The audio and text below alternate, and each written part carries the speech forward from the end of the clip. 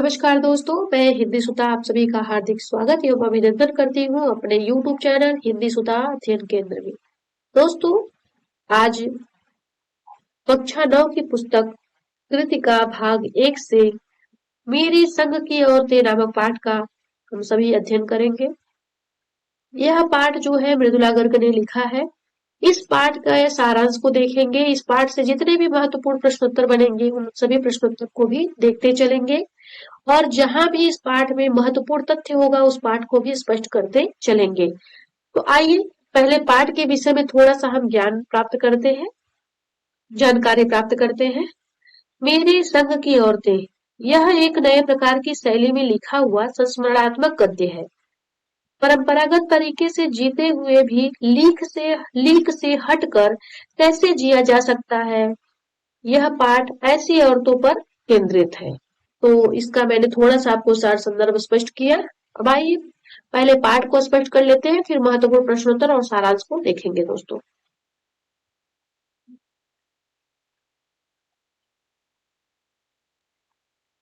मेरे संग की औरतें, लेखिका है मृदुला गर्ग।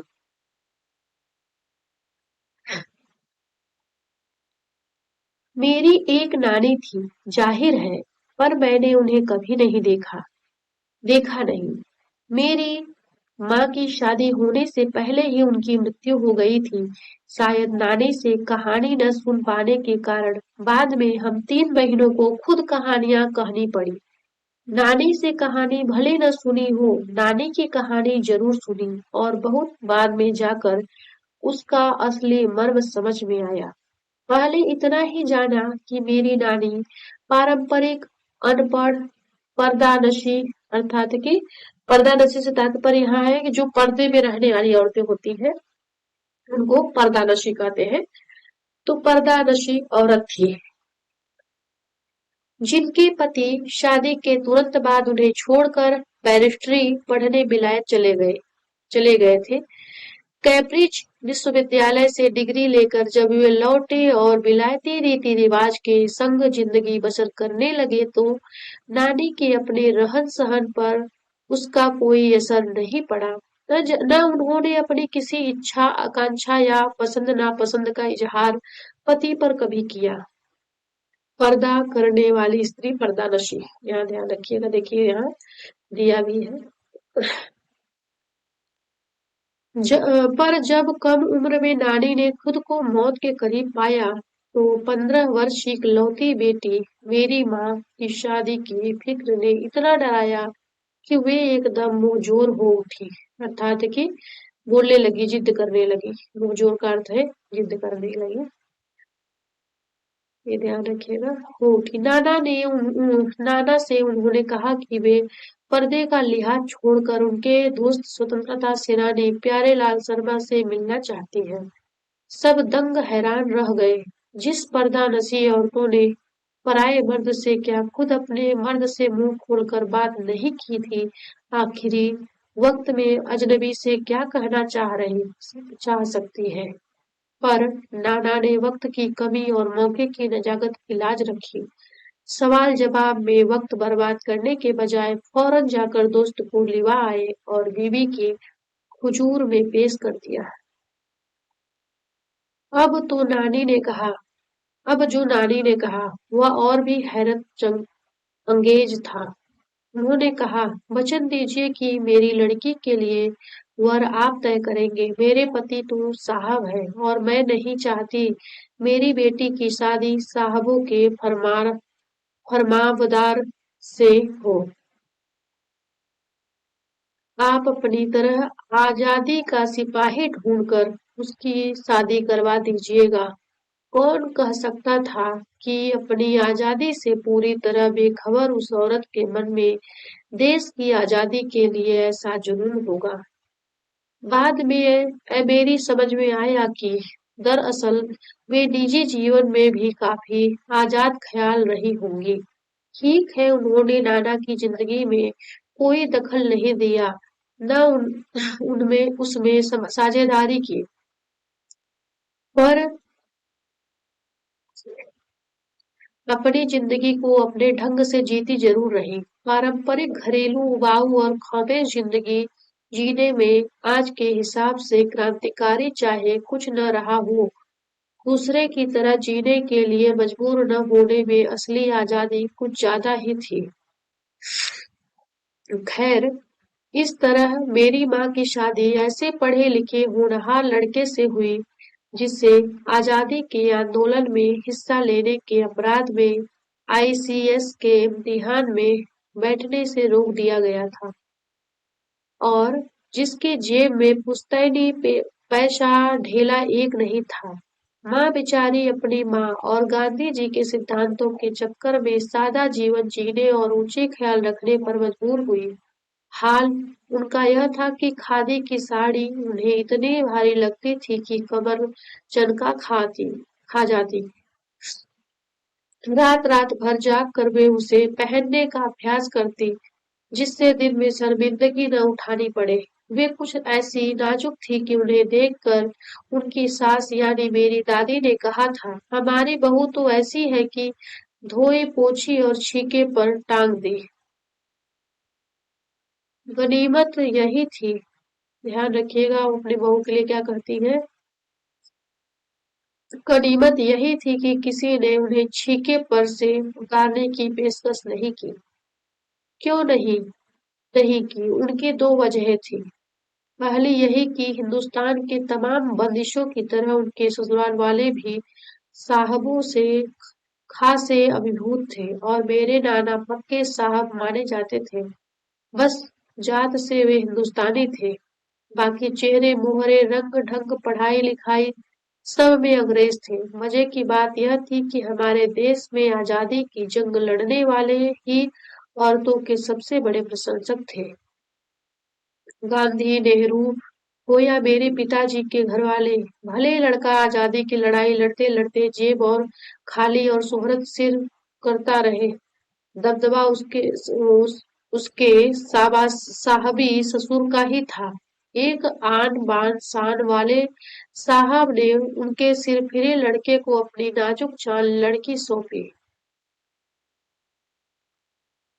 उससे रोमांचक क्या कोई परिकथा होती? नानी की सनक भरी आखिरी ख्वाहिश और नाना की रजामंदी वे रोमांचक उपकथाएं थीं, जो कहानी के तिलिस्म को भी गाढ़ा बना चुकी थी। दूसरी वजह माँ की अपनी शख्सियत थी। उनमें खूबसूरती, नजाकत और गैर दुनियादारी के साथ ईमानदारी और निष्पक्षता कुछ इस तरह घुली मिली थी कि वे परिजात से कम जादुई नहीं मालूम पड़ती थी। उनसे ठोस काम करवाने की कोई सोच भी नहीं सकता था। हाँ, पर ठोस और हवाई काम के लिए उनकी जवानी राय जरूर मांगी जाती थी और पत्थर की लकीर की तरह निभाई भी जाती थी।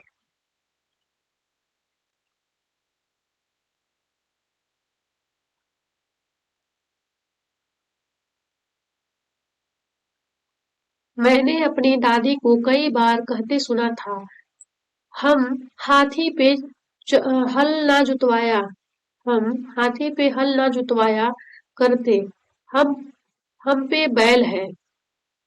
बचपन से ही मुझे इस जुमले का भावार्थ समझ में आ गया था। बच बचपन में ही मुझे इस जुमले का भावार्थ समझ में आ गया था।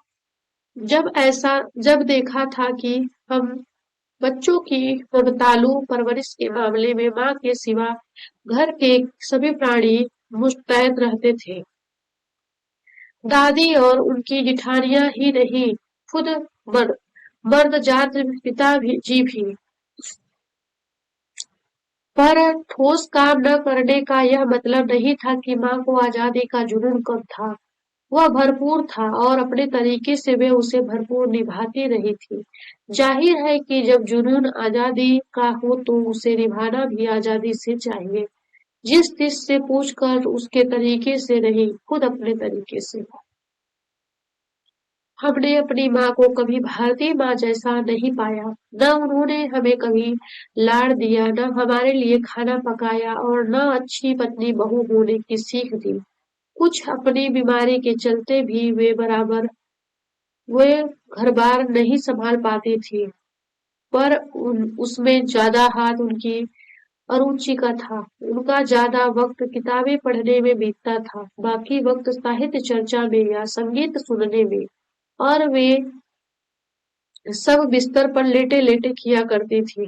फिर भी जैसा मैंने पहले कहा था, हमारे परंपरागत दादा-दादी या उनकी ससुराल के अन्य सदस्य उन्हें न नाम धरते थे, न उनसे काम आम औरत की तरह होने की अपेक्षा रखते थे। उनमें सबकी इतनी श्रद्धा क्यों थी?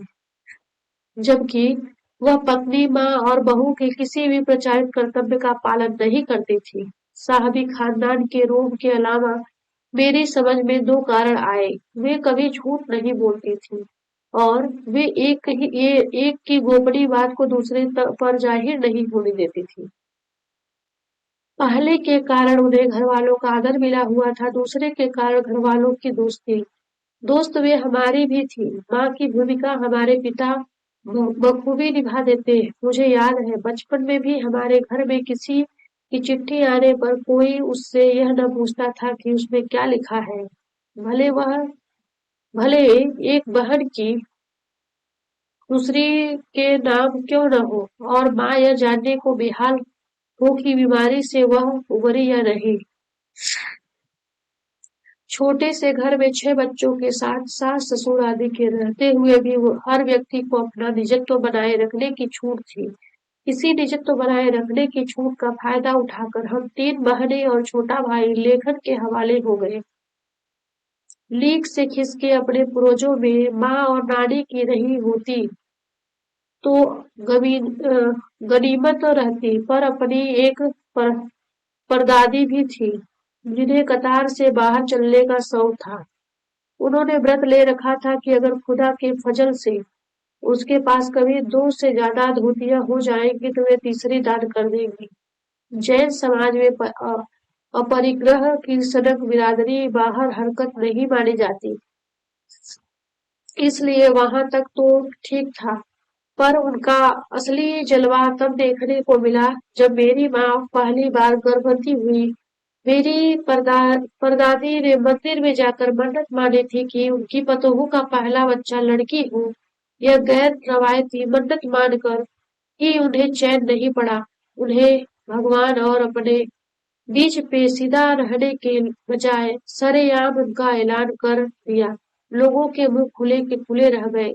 उनके फितूर की कोई वाजिब वजह ढूंढे न मिली। यह भी नहीं कह सकते थे कि खानदान में पुश्तों से कन्या पैदा नहीं हुई थी, इसलिए माँ जी बेचारी कन्यादान के पुण्य के अभाव को पूरा करने के चक्कर में थी, क्योंकि पिताजी की ही नहीं दादाजी की भी कोई बहनें मौजूद थी। हाँ, पहला बच्चा हर बहू का बेटा होता रहा था। खैर, माँजी ने अपनी तरफ से कोई सफाई नहीं दी, बल्कि बदस्तूर मंदिर जाकर मन्नत दुहराती रही। पूरा नुक्कड़ गांव जानता था कि माँजी का भगवान के साथ सीधा-सीधा तार जुड़ा है, बेतार का तार। इधर वह तार खींचती, उधर टन से तथास्तु बजता।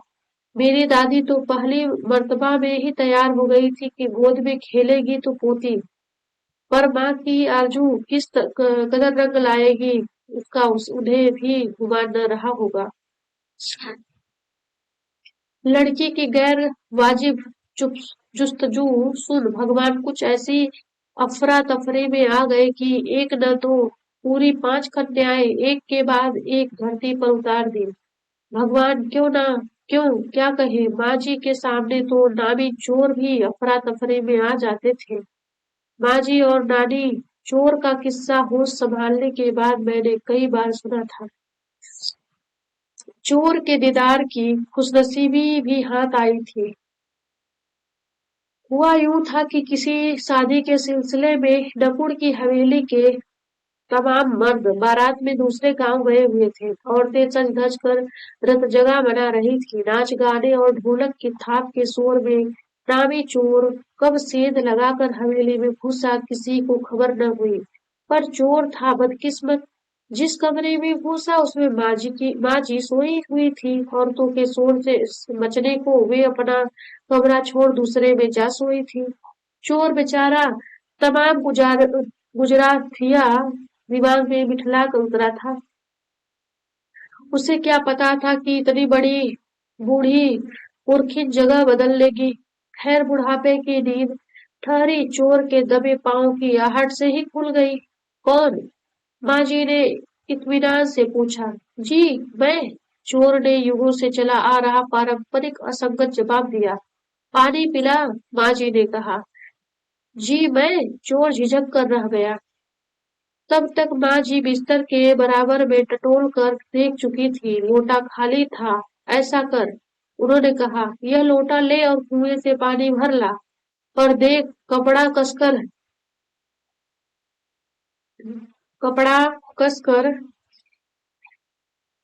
पर देख कपड़ा कसकर बांधे रखियो और तरीके से छानियो। चोर घबरा गया। अंधेरे में इन्होंने कैसे जाना कि उसके मुंह पर कपड़ा बंधा है और कमर में भगवान से उसका तार जुड़े होते ही खबर उसे थी।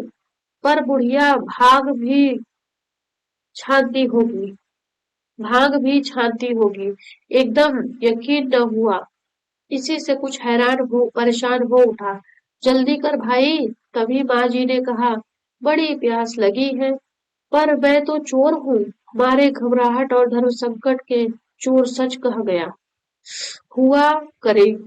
माँ जी ने कहा, प्यासे को पानी तो पिला। पर देख मेरा धर्म न बिगाड़ियो। लोटे के मुंह से कपड़ा न हटाइयो।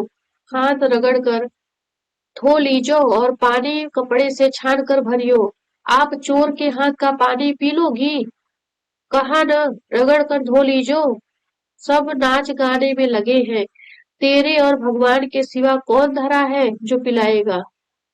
भगवान वही नहीं कहीं उसके बराबर में धरे हैं। सुनकर चोर कुछ ऐसा अकबकाया कि लोटा उठाकर चल दिया। पूरी एहतियात के साथ पानी भरकर लौटा तो पहरेदार ने धर दबोचा। कुएं पर देख लिया गया था। तब माँजी ने लोटे का आधा पानी खुद पीकर बाकी चोर को पिला दिया और कहा, एक लोटे से पानी पीकर हम माँ बेटे हुए। अब बेटा चाहे तो तू चोरी कर, चाहे खेती। बेटा बेचारा किस लायक रह गया होगा। सो रोमांचक धंधा छोड़ खेती से लगा। सालों साल लगा रहा। जब मैंने उसे देखा तो बड़ा भला मानुस बूढ़ा लगा। मुझे डरा डरा हैरान सा। अब खानदानी विरासत कहिए या जीवाणुओं का प्रकोप। उन दो सनकी बुढ़ियों के बीच मैं अच्छी फंसी। एक तरफ माँ जी के चलते अपने लड़की होने पर कोई हीन भावना मन में नहीं उपजी। दूसरी तरफ नानी के चलते देश की आजादी को लेकर नाहक रोमानी हो रही। 15 अगस्त 1947 को जब देश को आजादी मिली, या कहना चाहिए जब आजादी पाने का जश्न मनाया गया, तो दुर्योग में बताइएगा आप लोग कमेंट बॉक्स में कि दुर्योग में कौन सी संधि होगी। दुर्योग से मैं बीमार थी। उन दिनों टाइफाइड खासा जानलेवा रोग माना जाता था। इसलिए मेरे तमाम रोने धोने के बावजूद डॉक्टर ने मुझे इंडिया गेट जाकर जश्न में शिरकत करने की इजाजत नहीं दी। चूंकि डॉक्टर अपने नाना के परम मित्र उनसे ज्यादा नाना थे, इसलिए हमारे पिताजी जो बात बात पर सत्ताधारियों से लड़ते भिड़ते फिरते थे, चुप्पी साध गए। मैं बददस्तूर रोती कलपती रही। क्या कोई बच्चा इकलौती गुड़िया के टूट जाने पर रोया होगा? मेरी उम्र तब 9 बरस की थी। इतनी छोटी नहीं कि गुड़िया से बहलती और इतनी बड़ी नहीं कि डॉक्टरी तर्क समझती। तंग आकर पिताजी मुझे ब्रदर्स कारामजोग उपन्यास पकड़ा गए। किताबें पढ़ने का मुझे मिराक था। मिराक मतलब कि मुझे बहुत कह सकते हैं कि शौक था। मिराक का तात्पर्य यहाँ पे शौक था या मानसिक रोग था, कह सकते हैं। तो मिराक था। जब कुछ देर बाद मैंने देखा कि पिताजी को छोड़कर घर के बाकी सब प्राणी पलायन कर चुके थे और पिताजी दूसरे कमरे में बैठे अपनी किताब पढ़ रहे थे, तो रोना धोना छोड़कर मैंने भी किताब खोल ली। एक बार शुरू कर लेने पर उसने मुझे इतनी मोहलत नहीं दी कि दोबारा रोना शुरू करूं या कोई और काम पकड़ूं। उस वक्त ब्रदर्स कारामजू मुझे देने में क्या तुक थी। तब मेरी समझ में नहीं आया। किताब कितनी समझ में आई वह अब तक नहीं जानती, क्योंकि उसके बाद इतनी बार पढ़ी कि सारे पाठ आपस में गडू-मडू हो गए। कितना पहली बार में पल्ले पड़ा, कितना बाद में कहना मुश्किल है। पर इतना विश्वास के साथ कह सकती हूँ कि उसका एक अध्याय जो बच्चों पर होने वाले अनाचार अत्याचार पर था, मुझे पहली बार में ही लगभग कंठस्थ हो गया था। उम्र के हर पड़ाव पर वह मेरे साथ रहा और मेरे लेखन के एक महत्वपूर्ण भाग को प्रभावित करता रहा। जैसे जादू का कालीन, मेरा नाटक नहीं, वह 3 किलो की छोरी जैसी कहानियां व कठगुलाब उपन्यास के कई अंश। माँ जी की मन्नत का असर रहा होगा कि मैं ही नहीं, मेरी चारों बहनें भी लड़की होने के नाते किसी हीन भावना का शिकार नहीं हुई। नानी माँ और परदादी की परंपरा बरकरार रखते हुए लीक पर चलने से भी इनकार किए रही। पहली लड़की जिसके लिए मन्नत मांगी गई थी वह मैं नहीं, मेरी बड़ी बहन मंजुल भगत थी। घर का नाम था रानी, बाहर का नाम मंजुल। लेखिका अवतार हुआ मंजुल भगत, क्योंकि लेखिका लिखना शादी के बाद शुरू किया और अपना नाम बदलकर पति का ग्रहण करने में कोई हीन भावना आड़े नहीं आई, इसलिए पैदाइशी जैन नाम छोड़ भगत बनी। दूसरे नंबर पर मैं थी। घर का नाम उमा, बाहर का नाम मृदुला। मैंने भी शादी के बाद लिखना शुरू किया, सो बतौर लेखिका नाम चला मृदुला गर्ग। मुझे याद है जब हमने लिखना शुरू किया, उससे कुछ पहले नारीवाद का चलन हुआ था। नारी के बाद नाम न बदलने का रिवाज, शादी के बाद नाम न बदलने का रिवाज उसी से चलाया था उसी ने चलाया था। मन्नू भंडारी का हवाला देकर हमसे पूछा भी जाता था कि आप लोग इतनी पोंगापंथी घरघुसू क्यों हो, नाम क्यों बदला। हमारे पास इसका कोई ढंग का जवाब नहीं होता था, अब भी नहीं है। पर नाम बदलने से अपने व्यक्तित्व का कोई नुकसान होते मैंने नहीं देखा। पूछने को तो पिताजी से लोग यह भी पूछते थे, 5 बेटियों से आपका मन नहीं भरा, जो हर बेटी के 2-2 नाम रख छोड़े हैं। मुझसे छोटी बहन का घर का नाम है मुझसे छोटी बहन के घर का नाम है गौरी और बाहर का चित्रा। वह नहीं लिखती, उसका कहना है वह इसलिए नहीं लिखती क्योंकि घर में कोई पढ़ने वाला भी तो होना चाहिए। खैर उसके बाद जब चौथी पांचवी बेटियां पैदा हुई तो पिताजी ने इतनी बात जमाने की सुनी कि उनका एक एक नाम ही रखा, रेणु और अचला। 5 बहनों के बाद एक भाई हुआ, राजीव। मजे की बात यह है कि बीच की 2 बहनें ही लेखन से बची रही, अचला और राजीव फिर उसमें जा फंसे। अचला मुझसे 8 साल छोटी है और वक्त के बदलाव की लाज रखते हुए अंग्रेजी में लिखती है, पर राजीव फिर हिंदी के हवाले।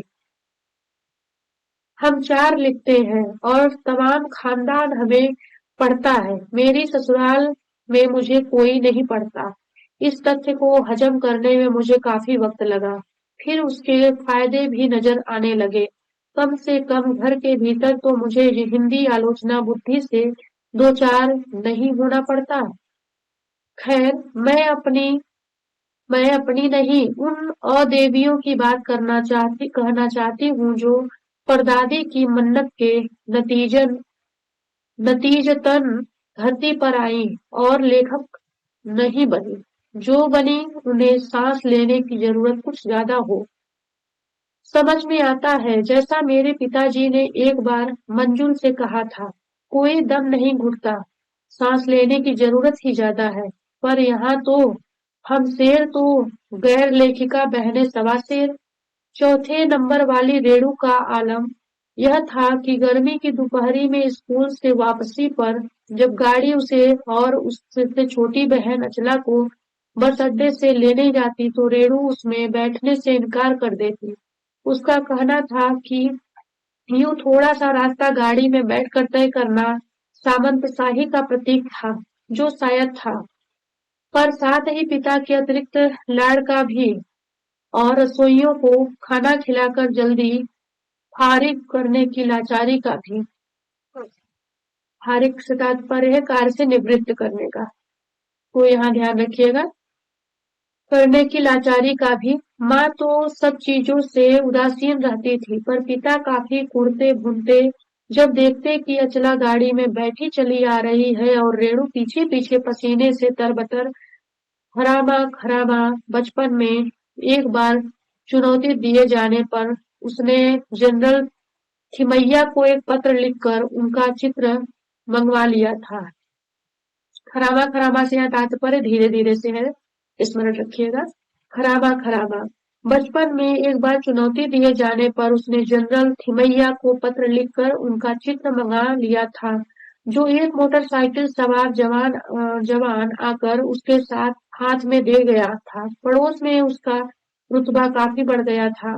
गाड़ी में बैठने के साथ उसे इम्तिहान देने से भी परहेज था। स्कूल तो जैसे तैसे पास कर लिया, पर जब बीए का इम्तिहान देने की बारी आई तो वह अड़ गई।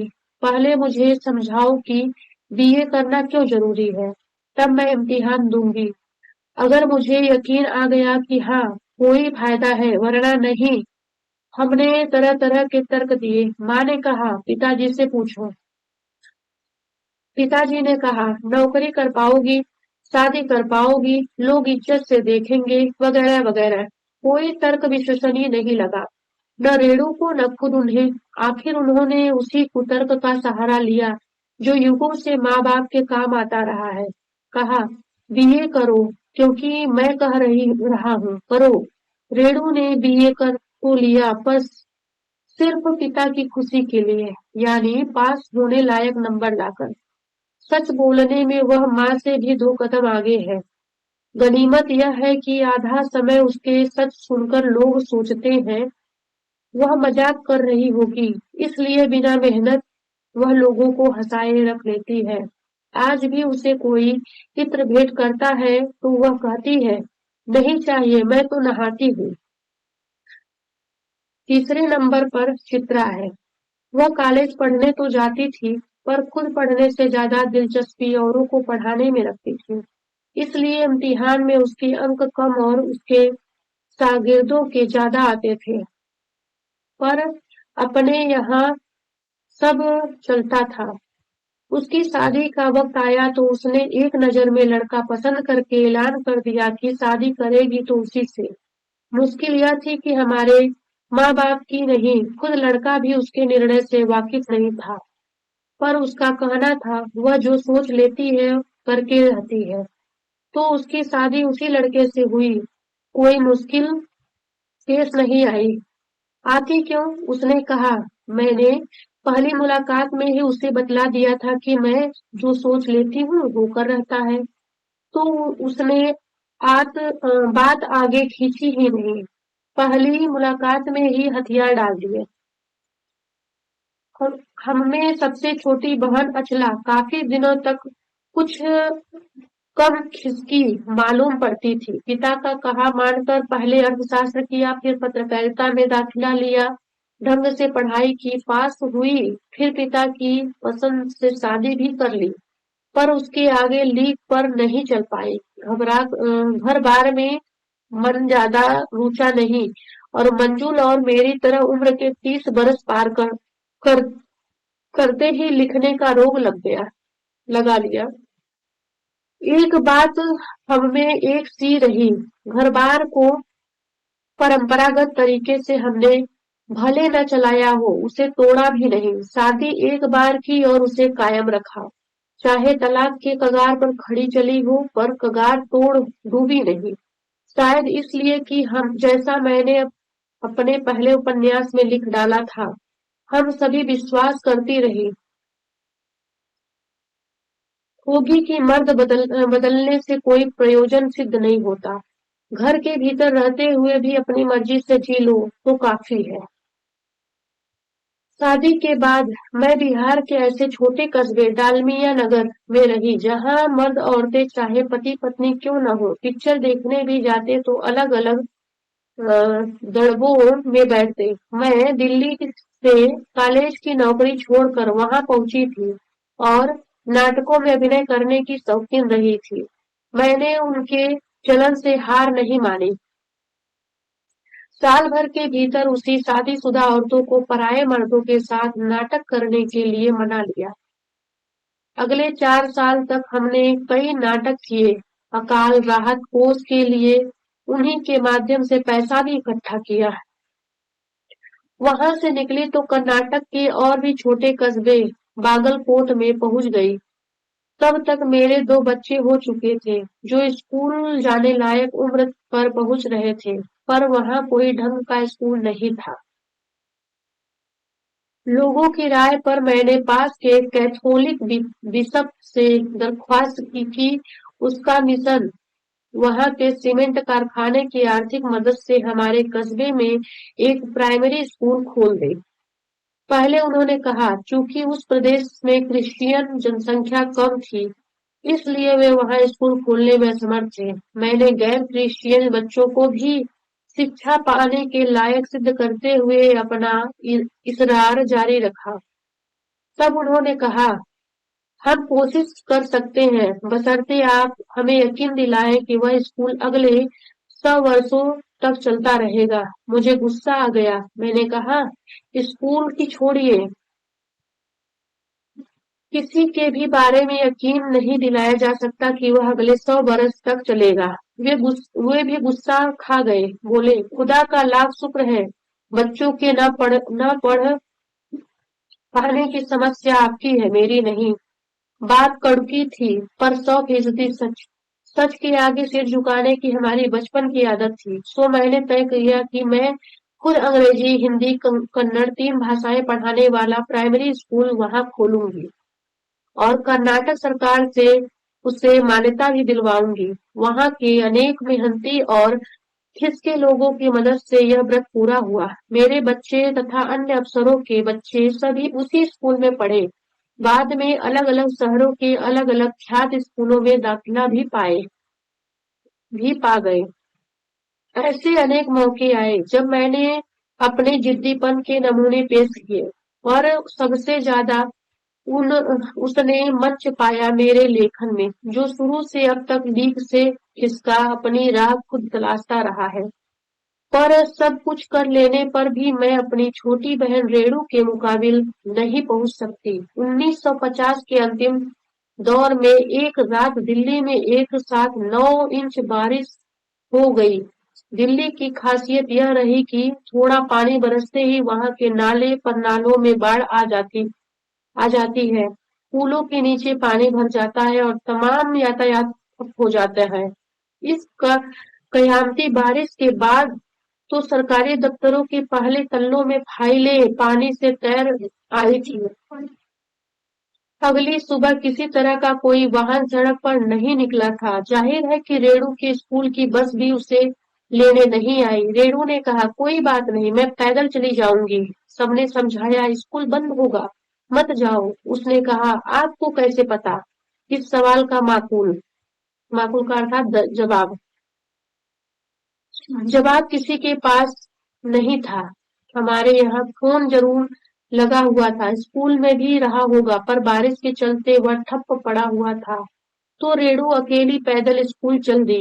गनीमत यह थी कि बारिश एक मुश्त बरस लेने के बाद थम गई थी। सड़कों पर पानी था, पर और बरस नहीं रहा था। तो रेणु 2 मील पैदल चलकर स्कूल पहुंची। जैसा हमने कहा था, वह बंद था। चौकीदार रेणु को देख दंग रह गया, पर रेणु को कोई मलाल नहीं था। वह वापस 2 मील चलकर घर पहुंच गई। सबने कहा, हमने पहले ही कहा था। उसने कहा, स्कूल बंद था तो मैं वापस आ गई। इसमें आपका कहना कहाँ से आ गया? सोचती हूँ कैसे रोमांच का अनुभव हुआ होगा उसे उस दिन। जगह जगह पानी से लब लब करते सुनसान शहर में निचाट अकेले अपनी धुन में मंजिल की तरफ चलते चले जाना, सच अकेलेपन का मजा ही कुछ और है। तो इस प्रकार जो है यह हमारा पाठ यहाँ पूरा हुआ। आइए दोस्तों, इस पाठ से संबंधित महत्वपूर्ण प्रश्नोत्तर को भी देख लेते हैं।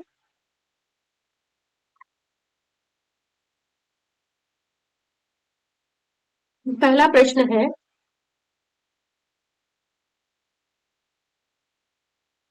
लेखिका ने अपनी नानी को कभी नहीं देखा, देखा भी नहीं, फिर भी उसके व्यक्तित्व से वे क्यों प्रभावित थी?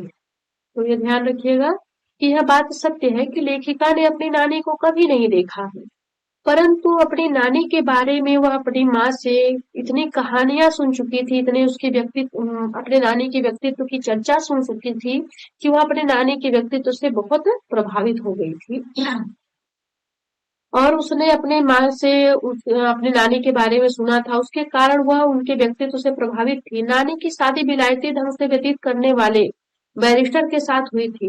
विलायती ढंग के जीवन की शिकायत न करते हुए पारंपरिक ढंग से रहना स्वीकार किया नानी ने, इसलिए वह जो है अपनी नानी से प्रभावित थी। दूसरा देखते हैं प्रश्न क्या है, लेखिका की नानी की आजादी के आंदोलन में किस प्रकार की भागीदारी रही? ये देखिएगा, लेखिका की नानी जब स्वयं को मौत के करीब पाती है अपने आप को, तो अपनी इकलौती बेटी के शादी की चिंता उसको होने लगती है। उन्होंने अपने पति के मित्र प्यारे लाल से वचन लिया कि वह उनकी बेटी की शादी किसी स्वतंत्रता सेनानी से करवाएंगी। इस प्रकार उन्होंने अपनी बेटी का विवाह स्वतंत्रता सेनानी के साथ कराकर आजादी के आंदोलन में भागीदारी दिया। दूसरा प्रश्न भी कंप्लीट हो गया है।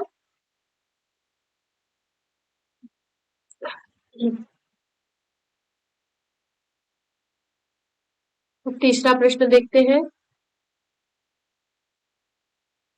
लेखिका की माँ परंपरा का निर्वाह न करते हुए भी सबके दिलों पर राज करती थी। इस कथन से के आलोक में लेखिका की माँ की व्यक्तित्व की विशेषताएं लिखिए। लेखिका की दादी के घर के माहौल का शब्द चित्र अंकित कीजिए। तो पहला है कि लेखिका की माँ मितभाषी और न झूठ झूठ न बोलने वाली ये महिला थी। लेखिका की माँ खद्दर की साड़ी पहनती थी। लेखिका की माँ जो है बच्चों से प्यार नहीं करती थी और न ही उनके लिए खाना पकाती थी। लेखिका की माँ अधिकांश समय संगीत सुनने, पुस्तक पढ़ने, साहित्य चर्चा में व्यतीत करना चाहती थी। लेखिका की माँ को घर वालों से सम्मान तथा बाहर वालों से प्रेम भी मिलता था। तो ये हो गया लेखिका की माँ व्यक्तित्व, उसका व्यक्तित्व कैसा था। दूसरा देख लेते हैं, लेखिका की दादी के घर के माहौल का शब्द चित्र अंकित कीजिए। तो लेखिका की दादी के घर का माहौल गांधीवाद से प्रभावित था। गांधीवाद से प्रभावित होने के कारण लेखिका की माँ को खद्दर की साड़ी पहननी पड़ती थी, जिस कारण उसकी कमर चनक जाती थी। लेखिका की दादी के घर वाले स्वतंत्र विचारों को मानने वाले थे। एक दूसरे की गोपनीय बात को कोई किसी से नहीं कहता था। किसी का पत्र आने पर बिना पूछे ही पत्र को कोई नहीं खोलता था। तो ये दोनों हो गए प्रश्न। चौथा प्रश्न देखते हैं, आप अपनी कल्पना से लिखिए कि परदादी ने पतोहू के लिए पहले बच्चे के रूप में लड़की पैदा होने की मन्नत क्यों मांगी? तो इसका यही कारण था कि उनके घर में कोई लड़की नहीं थी और वो जो है कन्यादान देना चाहती थी। उन्हें यह जानकर बहुत खुशी होती थी कि अगर घर में लड़की आ जाएगी तो घर भर भर जाएगा और कन्या जो है वो रत्न के रूप में घर को और आगे बढ़ाएगी। इसलिए जो लेखिका की दादी है वह सबसे पहले क्या मानती है मन्नत में, तो लड़की होने के लिए मानती है, क्योंकि वह रूढ़िवादी परंपरा की विरोधी भी रहती है। उनके दृष्टि में उनके घर में सबसे पहले सबको लड़के ही होते हैं, इसलिए वह अपनी बहू के लिए पहली लड़की संतान लड़की ही मांगती है, लड़का नहीं मांगती है। अगला प्रश्न देखते हैं,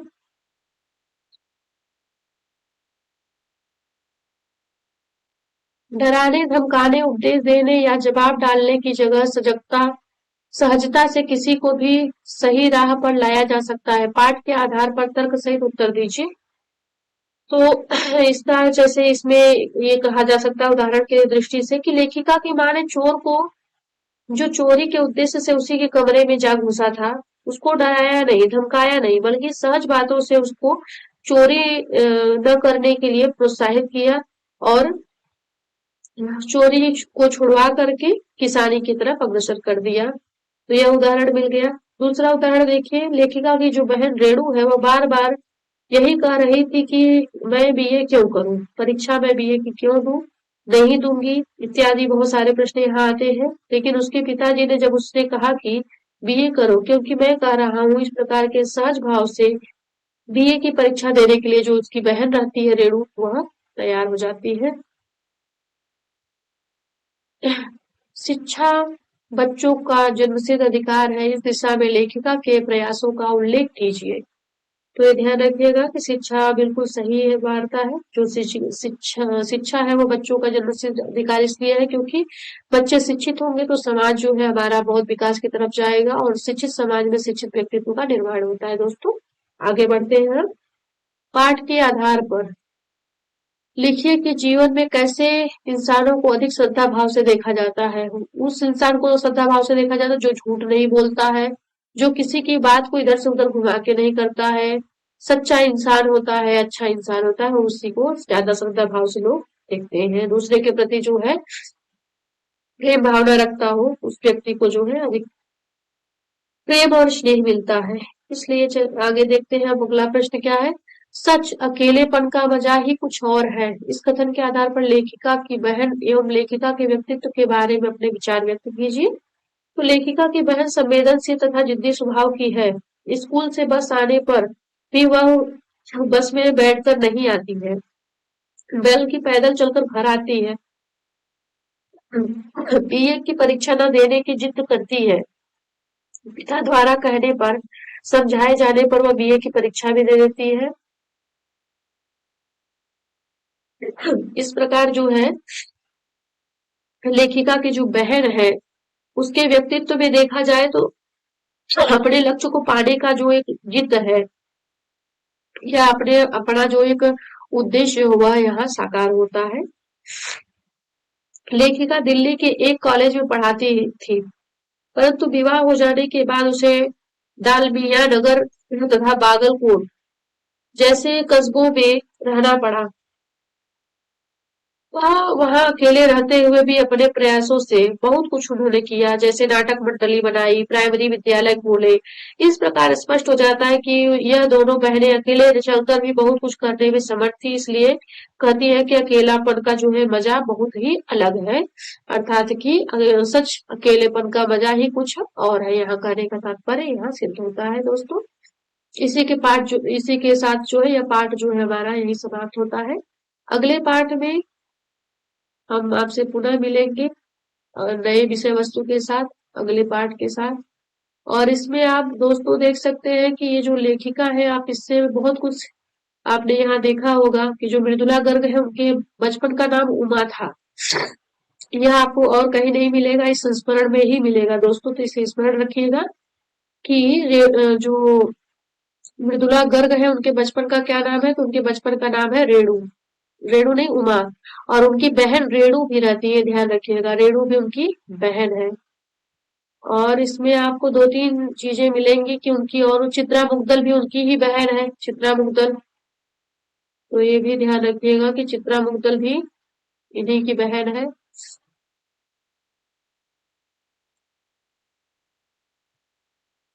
आगे देखते हैं हम। इसमें दोस्तों आप देखेंगे कि आपको अरबी फारसी के भी शब्द देखने को मिलेंगे। अरबी फारसी के शब्द भी बहुत सारी जगह आपको देखने को मिलेंगे इस संस्मरण में।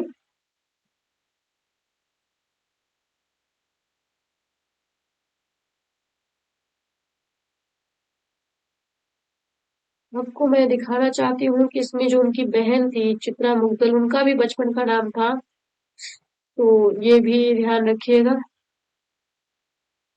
क्योंकि ये परीक्षा की दृष्टि से अत्यंत महत्वपूर्ण है।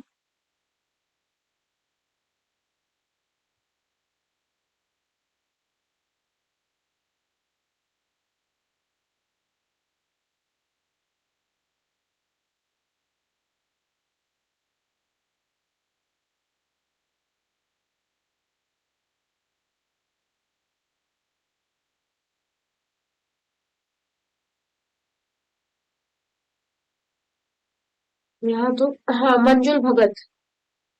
ये ध्यान रखिएगा दोस्तों, यहाँ मंजुल भगत है। मंजुल भगत आप सभी लोग जानते हैं कि बहुत बड़ी कहानीकार लेखिका है। तो मंजुल भगत इनकी बहन है, ये भी आप शायद आप लोग नहीं जानते होंगे। ये आपको स्पष्ट मैं करना चाहती हूँ कि मंजुल भगत जो है वह मृदुला गर्ग की बहन है। चित्रा मुग्गल भी मृदुला गर्ग की बहन है, मंजुल भगत भी मृदुला गर्ग की बहन है। मृदुला गर्ग का जो घर का नाम था वह नहीं, मंजुल भगत का जो घर का नाम था वह रानी था। ये ध्यान रखिएगा, रानी किसका नाम था? तो मंजुल भगत का। मंजुल भगत का क्या नाम, घर का नाम था? तो रानी था। ये ध्यान रखिएगा, बहुत ही महत्वपूर्ण प्रश्न यहाँ से है दोस्तों। और उसके बाद जो है मृदुला मृदुला गर्ग जो है वो तो मैंने आपको बता ही दिया कि मृदुला गर्ग के बचपन का नाम क्या था। तो मृदुला गर्ग के बचपन का नाम था उमा। दूसरे नंबर पे मैं थी, घर का नाम उमा था। तो ध्यान रखिएगा, मृदुला गर्ग के घर का नाम क्या था? तो उमा नाम था, मैंने आपको पहले ही बता दिया है। ये दोनों नाम याद रखिएगा, रानी मंजुल भगत का नाम है और उमा मृदुला गर्ग का नाम है। और और आपको दिखाना चाहते हैं कुछ महत्वपूर्ण तथ्य।